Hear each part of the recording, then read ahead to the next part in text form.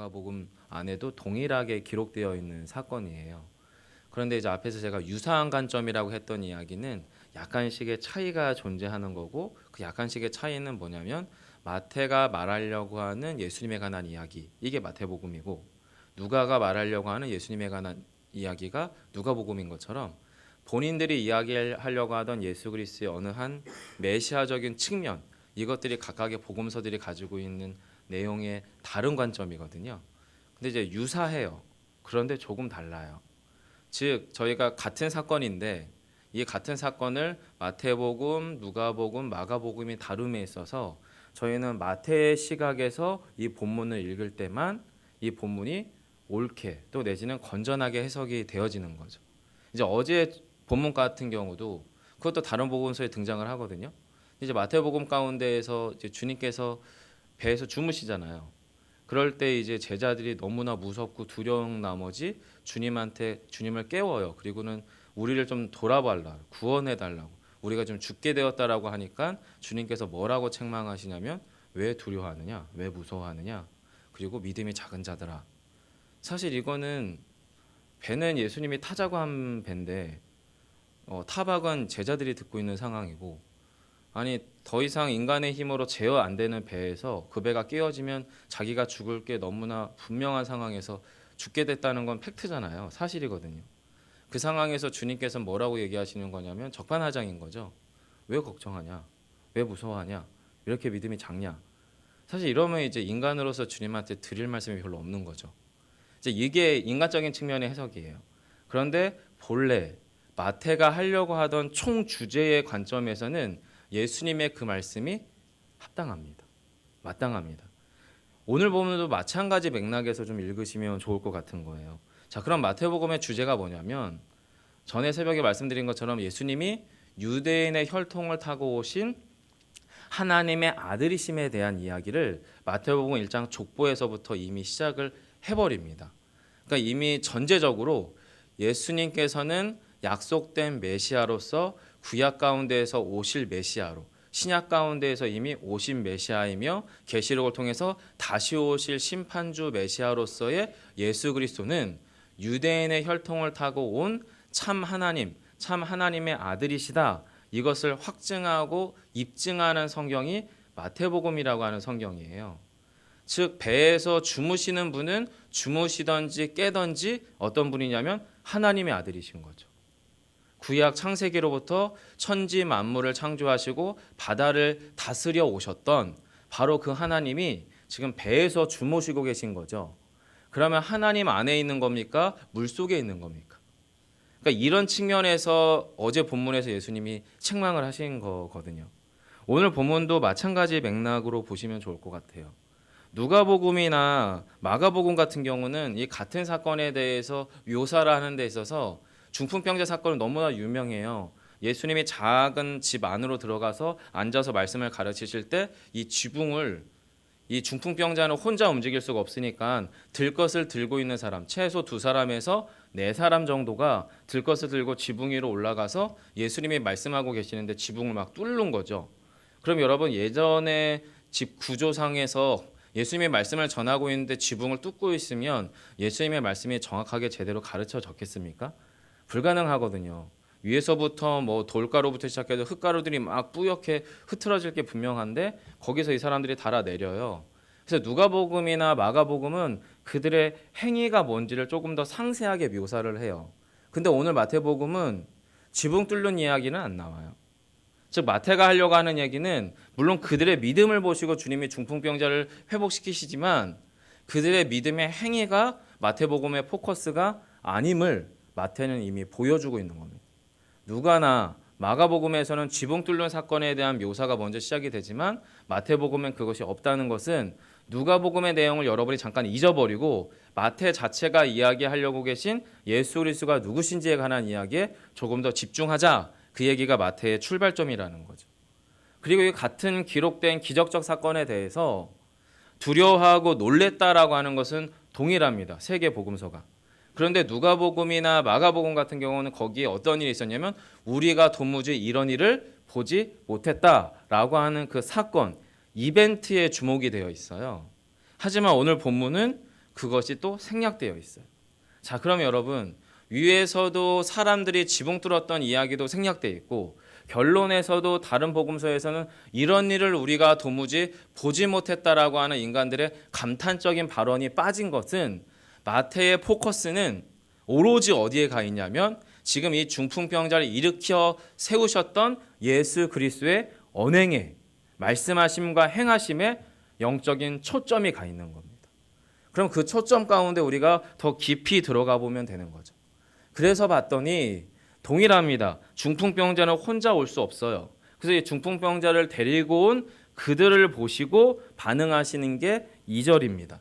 여러분 2절 같이 한번 읽어주시기 바랍니다. 함께 합니다. 시작.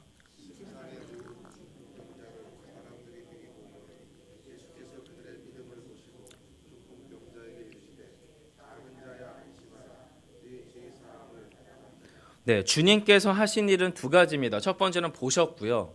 그리고 선언하셨습니다. 무엇을 보셨냐면 그들의 믿음을 봤습니다.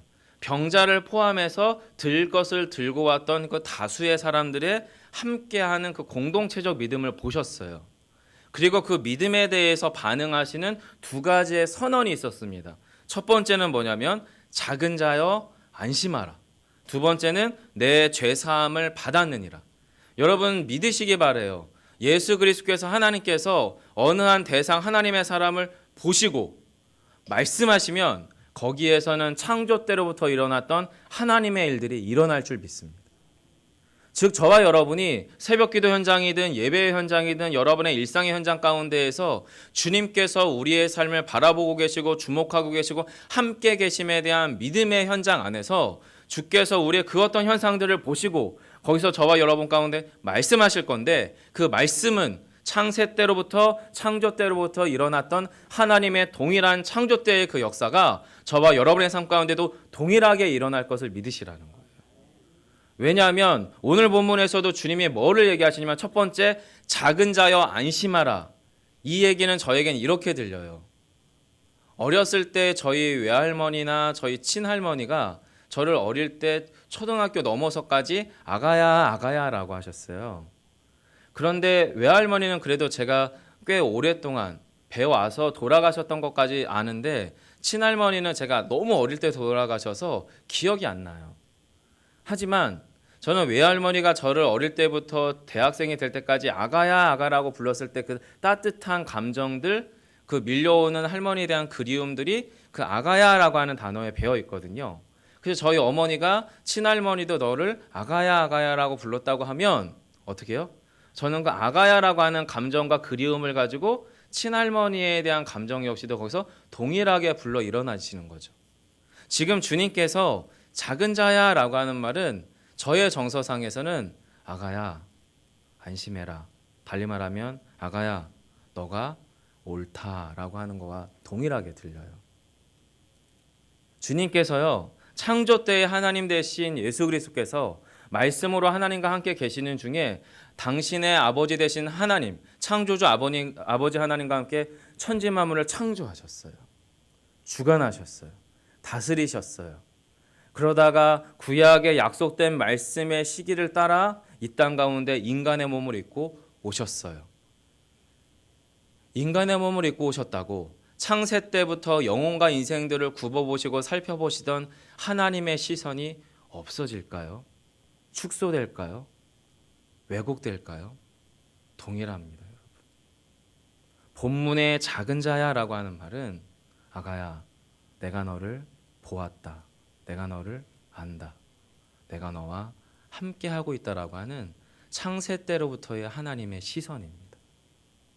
그리고 이 안심하라고 하는 말이 그거예요. 말 그대로 용기를 가져라. 옳게 가고 있다. 맞게 가고 있다. 맞다. 내가 너를 보고 있고 너는 지금 맞게 가고 있다. 여러분 중풍병자가 이 사람 들것에 실려온 이 사람들하고 같이 본문에서는 생략되어 있지만 지붕을 뚫는다는 것은 예수님의 강화, 설교가 끊어진다는 걸 의미합니다. 누가복음에서는 특별히 무엇을 단서로 잡냐면 예수 그리스도 가운데 말씀을 전하실 때에 하나님의 고치시는 능력이 주님과 함께 하였다라고 하는 게 누가복음의 이 기사의 출발점이에요. 그 얘기는 뭐냐면 보이지 않는 창조 때로부터의 하나님의 놀라운 생명의 역사의 흐름이 이 예배 주님께서 말씀을 가르치는 그 현장 가운데 가득 채워지기 시작하는데 그걸 누가 중단시킨 거예요? 이 중풍병자랑 그들의 일행들이 중단시킨 거란 말이에요. 그럼 여러분 이 작은 자라고 불리는 중풍병자를 포함한 4명의 사람이 2명의 사람이 어떤 마음으로 지붕을 뚫었겠습니까? 어떤 두려움이 있었을까? 이미 믿음을 가진 자들인데 예수님이 하나님의 아들이실 거라고 하는 것에 대한 확실한 믿음을 가지고 있고 하나님의 아들이 인간이 되셔서 말씀을 가르치는 그 현장에서 지붕을 뚫는다는 것은 그들의 마음속에는 그것이 맞는 짓일까 싶은 의구심과 회의감이나 두려움이나 걱정이나 염려나 초조함들이 그 감정 상황에 가득 차 있을 거예요. 달리 말하면 내가 이렇게 하는 게 맞을까? 이게 주님 보실 때에 합당할까? 내가 이렇게 살아도 되나? 이런 불안감과 염려가 그들의 감정 상태를 가득 채웠음에도 불구하고 그들의 그 절박함이 주님이 아니시면 안 되니까. 그래서 지붕을 뚫은 거거든요. 그들을 우러러보시면서 그들을 오시는 모습을 보면서 작은 자여 안심하라 하셨다는 겁니다. 우리의 삶의 현장에서도 여러분 주님의 음성은 동일할 줄 압니다. 작은 자여 안심하라. 그리고 무엇을 행하십니까? 사죄 선언을 하십니다. 내 죄사함을 받았느니라. 여러분 마태복음에서의 이 사죄 선언은 크게 2가지 의미입니다. 왕으로서의 사명권을 의미합니다. 그리고 또 한 가지는 제사장으로서의 속죄권을 의미합니다. 왕으로서의 사명권은 뭐예요? 인간으로서 본래의 자리로 되돌려 놓는 거예요. 그게 사회적이든 정치적이든 경제활동적이든 이 중풍병자라고 하는 병 하나에 낙인 찍혀서 더 이상 정상적 사회생활, 경제활동, 가정으로도 이웃으로도 공동체 안으로도 들어갈 수 없었던 그 어느 한 인간을 본래 인간의 본래의 자리로 되돌려 놓는 것. 이게 왕의 사면입니다. 동시에 제사장적 사면이 있죠. 그 사람의 육신만 사회적 존재로서만의 회복이 아니라 존재 자체. 그 사람이 중풍병자 이전에도 그는 죄인이었거든요. 중풍병에 걸리기 이전부터 그는 한 번 살 수밖에 없고 하나님 앞에 심판대 가운데 설 수밖에 없는 연약한 죄인이었거든요. 그 죄인은 어떻게 해요? 죄 없다 선언하시는 겁니다. 왕으로서 제사장으로서. 마태는 거기에 집중합니다. 거기에 집중합니다. 그래서 주님은 당신이 당연히 해야 할 말을 한 거예요. 왕으로서 대제사장으로서 해야 될 말을 한 거예요. 작은 자여 안심하라. 나의 사랑하는 아들이니까. 나의 사랑하는 자녀니까. 그리고 그의 영혼 깊숙한 곳에 있는 죄의 뿌리를 제거해 내신 거죠. 그런데 거기에 대해서 정말 피조물된 어느 한 인간이 이렇게 속으로 생각합니다. 3절입니다. 어떤 서기관들이 속으로 이르되 이 사람이 신성을 모독하도다. 이 말을 쉽게 설명하면 이거죠. 하나님을 욕했다라는 거예요. 예수님의 이 행위가. 그럼 여러분 서기관이 그런 생각을 하게 된 밑바닥에 깔려있는 건 도대체 뭘까요? 왜 신성모독이라고 여겼을까요? 눈앞에 있는 예수님은 하나님이 아니다라고 하는 확신, 객관적 나름의 전제가 바로 이 서기관 가운데 있었어요. 그런데 딜레마는 뭐냐면 서기관은 당시에 하나님의 말씀을 기록하던 사람들입니다.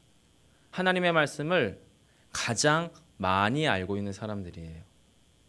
그럼 여기에서 나오는 딜레마가 뭐냐면 바로 서기관의 함정입니다. 성경의 지식이 우리를 구원하는 게 아니라 그 지식에 대한 해석이 우리를 구원합니다. 성경의 정보를 많이 안다고 천국 가는 게 아니라 성경 안에 계신 예수 그리스도가 누구신지에 대한 우리의 믿음의 고백이 우리를 천국으로 인도합니다. 성경은 예수 그리스도가 어떤 분인지 수없이 설명하고 있지만 그 예수 그리스도를 하나님의 아들로 믿는 것은 전혀 별개의 영역입니다. 서기관은 그 함정에 빠지고 말았어요. 그리고 불신앙의 자리에 서기로 결정합니다. 그리고 예수 그리스도를 신성 모독하는 자로 돌에 쳐서 죽일 기회들을 복음서 곳곳 가운데서 틈틈이 노립니다. 왜요? 그게 옳으니까. 그게 하나님 보시기에 선하니까. 그게 하나님께 영광을 돌리는 거니까. 무서운 거죠. 저와 여러분 가운데 성경은 어디쯤 자리합니까? 여러분과 저의 율법주의를 강화시키는 현장에서 성경이 작용됩니까? 아니면 그 성경이 저와 여러분을 참 하나님 되신 예수 그리스도로 인도하는 놀라운 안내서로서 성경이 우리 안에 역사하고 계십니까? 주님께서는 이 서기관의 함정에 빠진 이 인생을 바라보며 아쉽게도 그를 악하다라고 표현합니다. 이렇게 말씀하시죠. 예수께서 그 생각을 아시고 이르시되 너희가 어찌하여 마음에 악한 생각을 하느냐. 이 악하다라고 하는 말이 이런 의미예요. 원초적으로 악한 상태를 말하는 거죠. 첫사람 아담으로부터 찾아온 이 원초적 죄성, 이것에 대한 악함을 설명할 때 이 단어가 사용돼요. 또한 복음서 가운데에서 나쁜 열매에 대한 비유 있잖아요. 주님께서 나쁜 열매를 맺는 나무는 찍어낼 것에 대해서 이야기할 때 나쁜 열매라고 표현되어 있는 이 나쁘다라고 하는 표현이 이 본문에 나쁘다라는 의미, 악하다라고 하는 의미예요. 그 말은 여러분 그러면 나쁜 열매는 좋은 나무에서 맺힐까요? 아닙니다. 나쁜 열매는 나쁜 나무에서 맺힙니다. 나쁜 나무는 도대체 어디서 만들어지나요? 나쁜 땅에서 만들어집니다. 달리 말하면 땅이 아닌 곳, 나무가 자랄 수 없는 곳에서 나쁜 나무가 생기고 나쁜 열매를 맺게 되는 거죠. 더 정확하게 성경적으로 이야기하면 복음 아닌 곳에서 성경의 지식을 활용하고 있는 자들은 본질적으로 질적으로 예수 그리스도와 전혀 상관없는 사람들입니다. 자신들은 하나님과 예수 그리스도와 상관이 있다고 착각할 수는 있지만 애시당초 출발점이 다릅니다.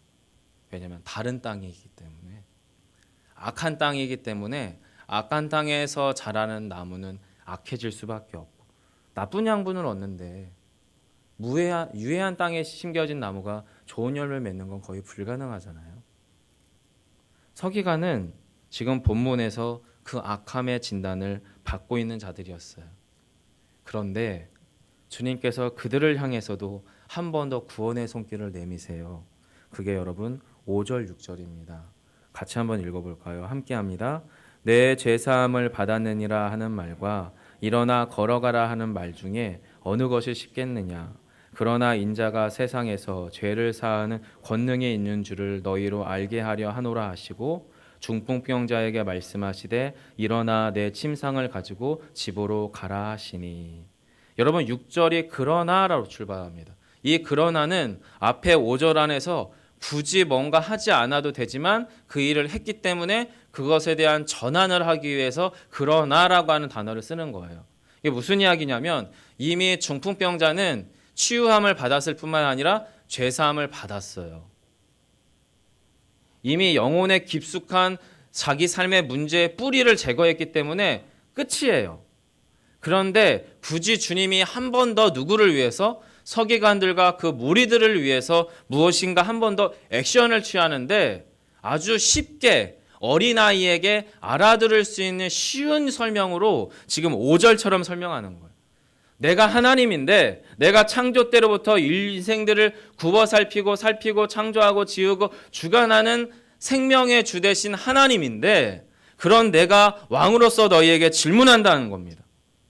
왕된 내가 지은 존재들에 대해서 죄 없다 선언하는 것과 그 인생에 어그러져 있는 육신의 한계 상황을 회복시키는 것 중에 어느 게 나에게 쉽겠느냐? 그 질문은 지금 5절에서 하는 겁니다. 서기관의 지식에 국한되어 있고 갇혀있는 그런 따위의 하나님이 아니라 창조 때로부터 진짜 하나님 된 내가 나의 것, 내 자녀, 나의 소유, 내가 지은 자들에 대하여 죄 없다 선언하는 것과 그 인생의 작은 인생에 어그러져 있는 육시적 한계에서 일어나 걸으라고 하는 것 중에 내 삶에서 내가 쉬운 것 중에 내 인생과 나의 모든 것 중에 무엇이 가장 쉽겠느냐? 그 질문을 지금 5절에서 하는 거예요. 하지만 이것을 이해할 수 없는 너희를 위해서 인자, 하나님의 아들 대신 내가 너희들한테 말하겠다. 그럼 뭐라고 말합니까? 중풍병자에게 말씀하시되 일어나 내 침상을 가지고 집으로 가라. 왜요? 보지 않으면 못 믿으니까. 듣고는 못 믿으니까, 성경을 읽어도 서기관처럼 그냥 자기 따위로 해석을 하니까, 그래서 다시 한번 알아들을 수 있고 알아볼 수 있게끔 한 번 더 그들에게 기회를 주시지만 성경은 말하죠. 서기관들은 영원히 무리의 자리에 있게 됩니다. 사랑하는 성도 여러분, 우리에게 주님께서 지금 무엇을 말씀하시는지 여러분 본문 안에서 발견하셨을 줄 믿습니다. 보지 못하고 믿는 자가 복됩니다. 생명의 말씀이 생명의 말씀으로 들릴 때 은혜입니다. 여러분의 눈과 귀와 영혼 중심 깊숙한 곳 가운데 이 생명의 주 되신 예수 그리스도가 걸어오시고 찾아오셔서 여러분 가운데 말씀하시는 그 말씀 가운데 집중해 주시기를 바랍니다. 그때 우리 안에서 예수 그리스도께서 아가야라고 말씀하시는 영적인 울림이 우리 안에 들리기 시작할 겁니다. 그리고 내가 옳다, 내가 막가게 가고 있구나, 그런 주님의 위로하심이 우리에게 진짜로 들리시기 시작할 거예요. 그때 우리에게는 더 이상 문제되지 않아요. 우리는 죄사함을 받았기 때문에 지금 당장의 문제 해결이 조금 더디게 돼도, 지금의 나의 한계 상황이 경제적, 관계적, 또 그 어떤 여타의 우리의 지금 이 땅에서의 나를 묶어재던 그 상황들이 나를 힘들게 해도 작은 자여 안심하라, 죄사함을 받았느니라고 하는 음성이 들리면 그건 괜찮을 수 있을 것 같아요. 그 복음이 진짜가 되는 그런 여러분의 삶의 오늘 하루의 현장, 또 우리의 한 주간의 삶이 되기를 간절히 소망합니다. 기도하겠습니다. 작은 자야 안심하라, 내가 죄사함을 받았느니라.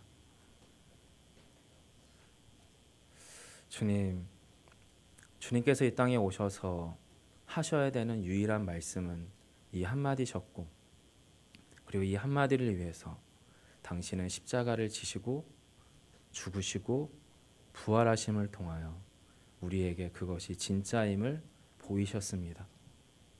주님, 그것으로 충분할 수 있는 우리의 존재이고 우리의 삶인데 주님, 저희는 그것만으로는 참 많이 부족해 보입니다. 주여, 한 번 더 우리의 마음속에 주를 향한 순전한 어린아이와 같은 마음 회복시키셔서 창조 때로부터 우리의 아버지 되신 하나님 아버지께서 우리를 어떻게 사랑하시고 우리의 영혼을 어떻게 돌보시기를 원하시며 우리의 이 땅에서의 삶을 어떻게 주목하고 계신지 주여, 이 시간 주님께로부터 듣고 주님께로부터 확인받고 오늘 한 날도 하나님의 자녀로 살아가기에 충분한 믿음으로 승리할 수 있는 저희 모두가 되게 하여 주옵소서. 한 번 더 주의 은혜만을 구하며 예수님 이름으로 기도합니다. 아멘. 하늘에 계신 우리 아버지,